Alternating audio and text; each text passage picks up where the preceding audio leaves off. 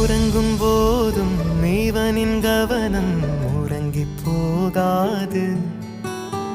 கனவில் கூட காவல் செய்யும் கடமை மறவாது. உலகமே